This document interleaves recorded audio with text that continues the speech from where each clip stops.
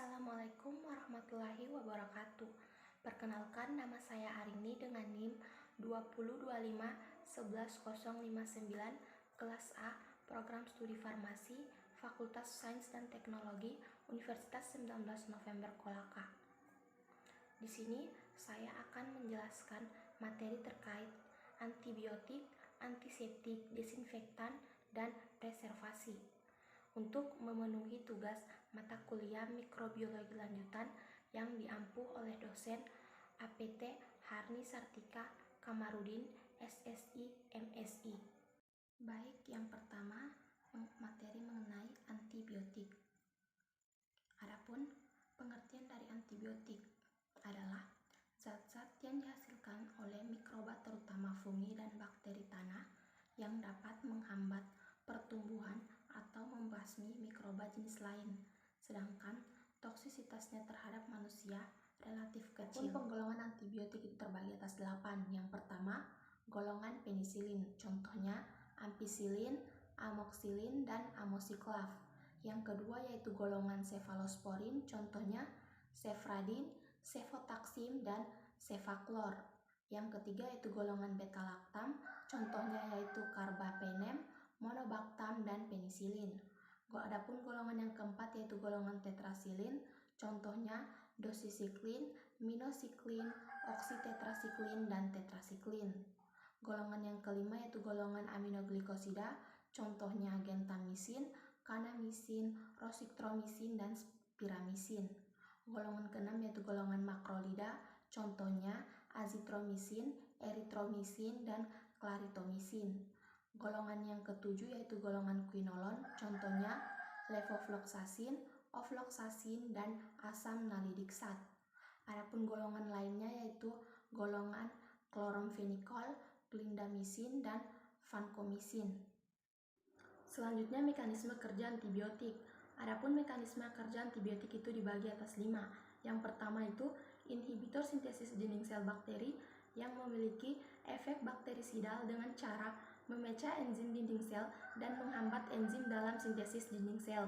Contohnya antara lain golongan beta-lactam seperti penisilin, cefalosporin, carbapenem, monobactam, serta inhibitor sintesis dinding sel lainnya seperti vancomycin, bacitracin, fosfomycin, dan daptomycin. Yang kedua yaitu inhibitor sintesis protein bakteri, memiliki efek bakterisidal atau bakteriostatik dengan cara mengganggu sintesis protein tanpa mengganggu sel-sel normal dan menghambat tahap-tahap sintesis protein. Obat-obat yang aktivitasnya menginhibitor sintesis protein bakteri diantaranya aminoglikosida, makrolida, tetracycline, streptogamin, clindamycin, oxazolidinone, dan kloromfenikol. Yang ketiga yaitu mengubah permeabilitas membran sel dan memiliki efek bakteriostatik dengan cara menghilangkan permeabilitas membran oleh karenanya hilang substansi seluler sehingga menyebabkan sel menjadi lisis. Obat-obat yang memiliki aktivitas ini antara lain yaitu polymyxin, amphotericin B, gramicidin, nystatin, dan colistin. Yang keempat yaitu menghambat sintesis folat. Mekanisme kerja ini terdapat pada obat-obat seperti sulfonamida dan trimetropin. Bakteri tidak dapat mengabsorpsi asam folat, tetapi harus membuat asam folat dari PABA dan glutamat. Asam folat merupakan vitamin, namun pada manusia tidak dapat mensintesis asam folat. Hal ini menjadi suatu target yang baik dan selektif untuk senyawa-senyawa antimikroba atau antibiotik. Yang kelima yaitu mengganggu sintesis DNA. Mekanisme kerja tersebut terdapat pada obat-obat seperti metronidazolon, quinolon, dan novobiosin. Obat-obatan ini dapat menghambat DNA girase sehingga menghambat sintesis DNA. DNA girase adalah enzim yang terdapat pada bakteri menyebabkan terbukanya dan terbentuknya superhelix pada DNA sehingga menghambat replikasi DNA. Adapun dampak negatif akibat penggunaan antibiotik yang tidak rasional, penggunaan antibiotik yang terlalu sering, penggunaan antibiotik baru yang berlebihan, dan penggunaan antibiotik dalam jangka waktu yang lama ialah timbulnya resistensi mikroorganisme terhadap berbagai antibiotik. Resistensi dapat didefinisikan sebagai tidak terhambatnya pertumbuhan mikroorganisme, dalam hal ini bakteri, dengan pemberian antibiotik secara sistemik pada kadar hambat minimalnya atau dosis normal yang seharusnya. Materi kedua yaitu tentang antiseptik. Adapun pengertian antiseptik adalah senyawa kimia yang digunakan untuk menghambat atau mematikan mikroorganisme pada jaringan hidup yang mempunyai efek membatasi dan mencegah infeksi agar tidak menjadi lebih parah. Antiseptik digunakan pada permukaan mukosa, perawatan luka yang terinfeksi, dan obat kumur. Selanjutnya, penggolongan antiseptik terbagi atas 5. Yang pertama itu golongan halogen dan halogenofor. Contohnya adalah larutan iodium, iodofor, dan povidon iodium. Golongan kedua yaitu golongan fenolik. Contohnya adalah kreosol, fenol semisintesis, dan lisol. Golongan yang ketiga itu senyawa pengoksidasi yang umum digunakan adalah hidrogen peroksida, benzoil peroksida, karbonit peroksida, kalium permanganat, dan natrium perbonat.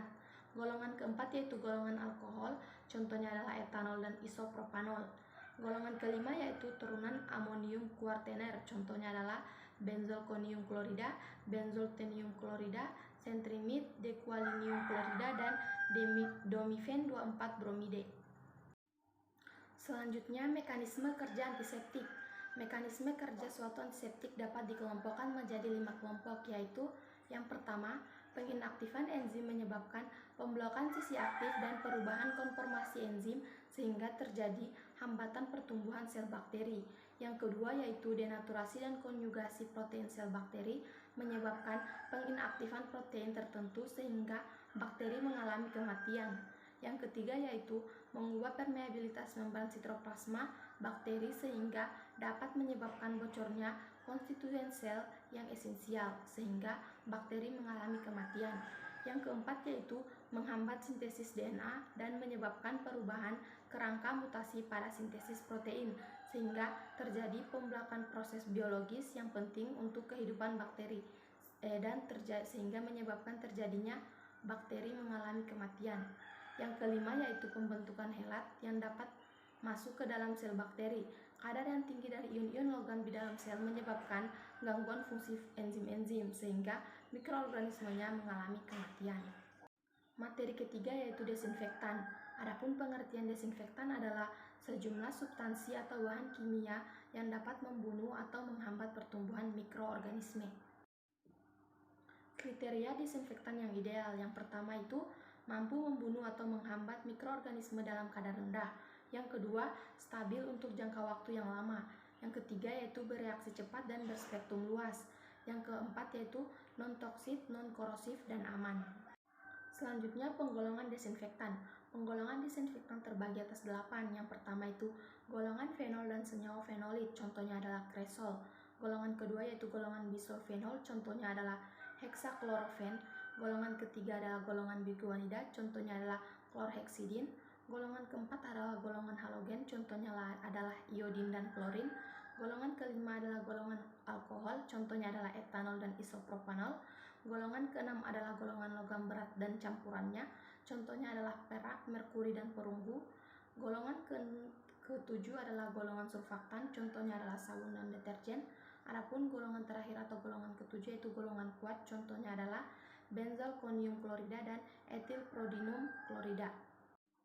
Next, faktor-faktor yang mempengaruhi potensi disinfektan antara lain yang pertama itu konsentrasi dari agen atau bahan, yang kedua waktu, yang ketiga pH, yang keempat suhu, yang kelima asal mikroorganisme, dan yang keenam adalah keberadaan bahan lain di luar mikroba. Materi keempat atau yang terakhir adalah preservasi. Adapun pengertian dari preservasi adalah upaya penyimpanan dan pemeliharaan koleksi atau plasma nutfa mikroba dalam jangka waktu tertentu dan apabila suatu saat diperlukan dapat dengan mudah diperoleh kembali dengan kondisi yang relatif stabil. Secara umum tujuan utama preservasi adalah dua. Yang pertama itu mereduksi atau mengurangi laju metabolisme mikroorganisme sekecil mungkin dengan tetap mempertahankan viabilitasnya atau daya hidup. Yang kedua yaitu memelihara biakan sebaik mungkin agar pemulihan dan kemampuan bertahan hidup tetap tinggi dengan perubahan yang seminimal mungkin.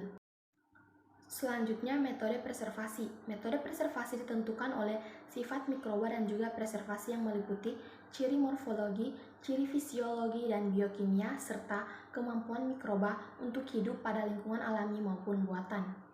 Teknik preservasi. Yang pertama itu preservasi mikroba untuk jangka waktu pendek, terbagi atas 3. Yang pertama, preservasi sulkultur, yaitu teknik peremajaan, pemeliharaan, dan penyimpanan dengan pemindahan isolat secara berkala dalam jangka waktu yang pendek, yaitu 1-3 bulan dari media lama ke media baru. Yang kedua, preservasi dalam aquades steril, yaitu teknik penyimpanan mikroba dalam tabung yang berisi aquades steril dan disimpan pada suhu tertentu. Yang ketiga, preservasi dalam gliserol konsentrasi rendah, yaitu teknik penyimpanan isolat mikroba menggunakan larutan gliserol berkonsentrasi rendah dan disimpan pada suhu rendah. Teknik preservasi yang kedua yaitu preservasi mikroba untuk jangka waktu yang panjang, terbagi atas 5. Yang pertama itu preservasi dalam minyak mineral atau parafin cair, di mana teknik penyimpanan mikroba yang ditanam pada media agar dan melapisi atau menutupnya dengan minyak mineral atau parafin cair. Yang kedua, preservasi dalam tanah steril, yaitu teknik penyimpanan mikroba menggunakan tanah kering steril. Teknik ini mampu menyimpan mikroba hingga 20 tahun atau lebih.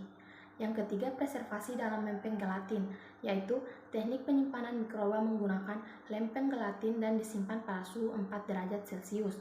Yang keempat yaitu preservasi secara kriogenik, di mana teknik penyimpanan mikroba dalam media cair dengan penambahan senyawa krioptetan atau larutan konservatif dan dibekukan pada suhu sangat rendah dalam nitrogen cair. Yang kelima yaitu preservasi mikroba secara kering atau beku, di mana teknik penyimpanan dan pengawetan mikroba yang menggabungkan metode pengeringan dan pembekuan dalam media penyimpanan khusus dengan bantuan alat pengering dan pembekuan yaitu freezer dryer. Sekian materi yang saya bawakan, lebih dan kurangnya mohon dimaafkan. Akhir kata, billahi taufiq wal hidayah. Wassalamualaikum warahmatullahi wabarakatuh.